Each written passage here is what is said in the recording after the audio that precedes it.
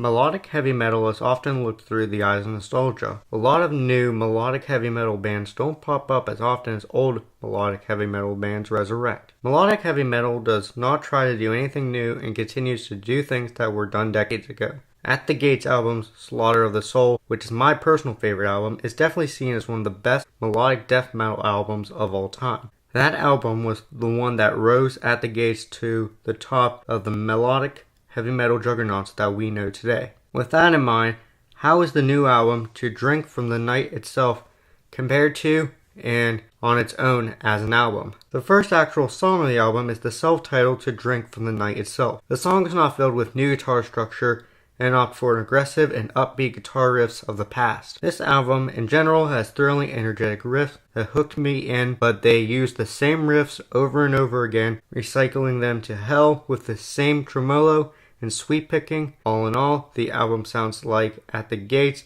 with the sound that they mastered. Production and performance may be divided by fans, but I see it as a saving grace for the underwhelming guitar compositions. The production is not too squeaky polished, nor is it rough and sloppy.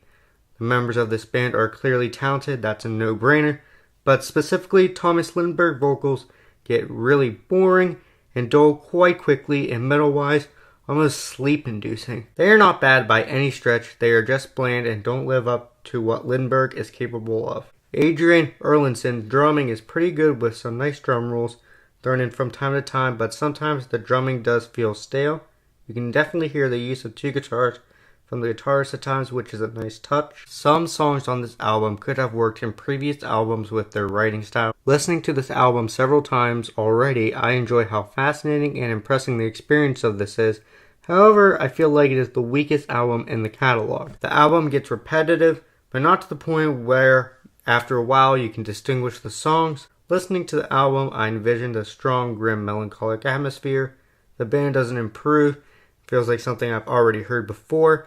Obviously, I cannot speak for everyone, but longtime fans will enjoy playing this album and casually enjoying it. It is different than their last album, At War with Reality, which is sort of a black sheep in their discography. This album is best described as leftovers of the first four albums, mainly Terminal Spirit Disease, that didn't make the cut with a hint of experimentation.